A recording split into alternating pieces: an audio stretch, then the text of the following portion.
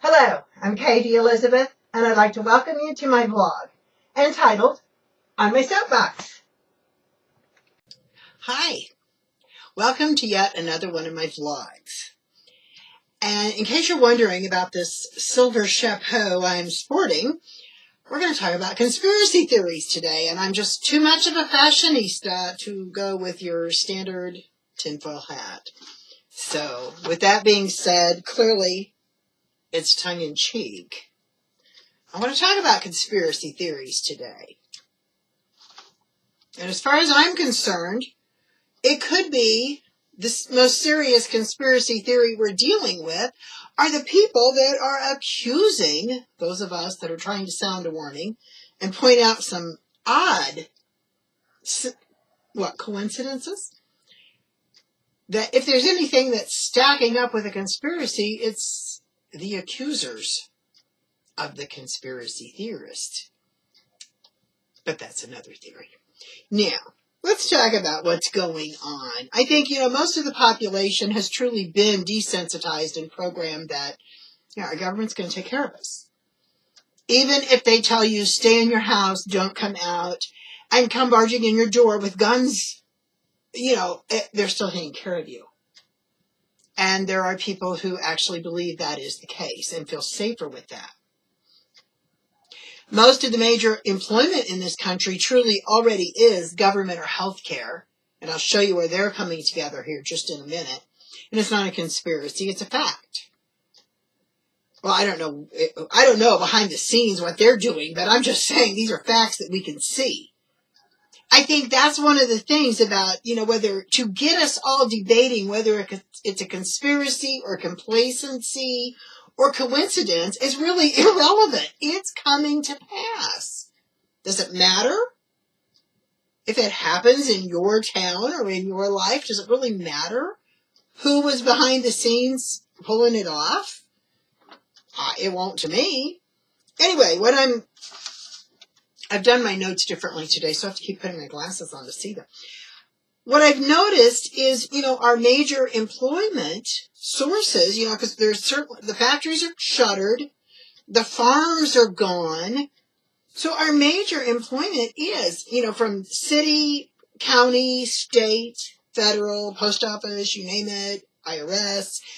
There's a lot of government employment and there's a lot of health care. Home health, hospitals, clinics. Check out the facts in your own town. Most of the employment is offered one way or the other through those entities.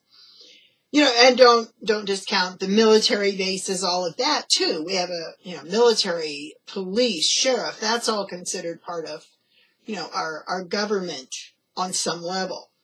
So. And what I've noticed is there are a lot of people, whether it was factory work in my generation or military or whatever, there are a lot of people who have truly made their careers by just following policy. And since it's referred to as policy or just taking care of my job, we don't compare it with the horrors that were heard back in the 40s of just following orders. We don't compare the two, and anybody that dares compare the two is a conspiracy theorist. But the reality is that it's just semantics. People really are willing to just go along with what an authority either tells them to do or threatens them with. I mean, it is happening. I don't believe that evil has to be a conspiracy.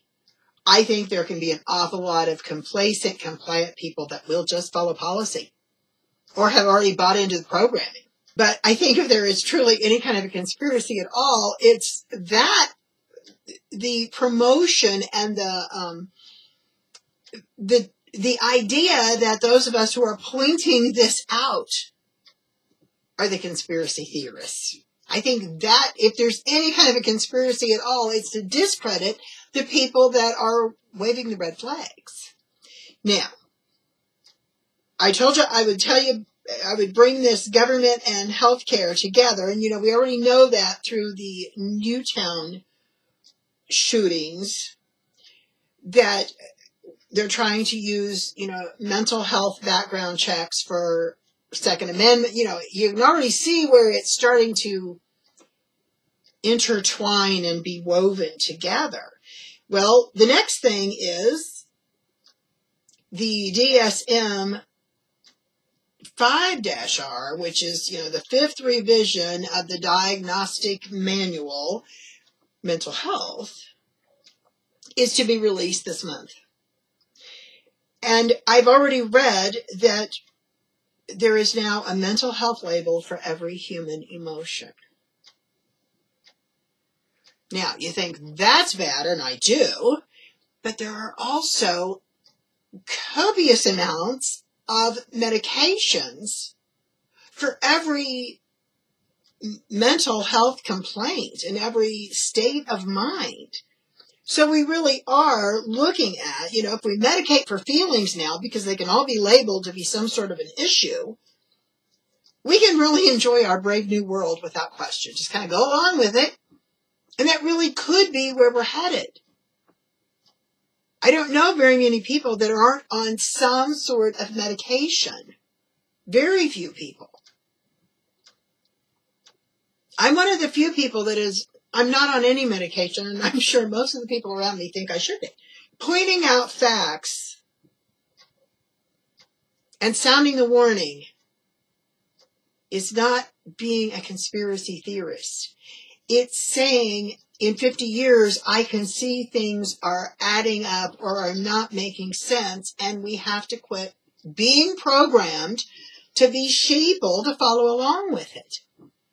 Because there are a lot of people who will just follow policy and someone else's freedom is irrelevant. We already know that. Facts have become unpopular in our society and unacceptable in our information. So,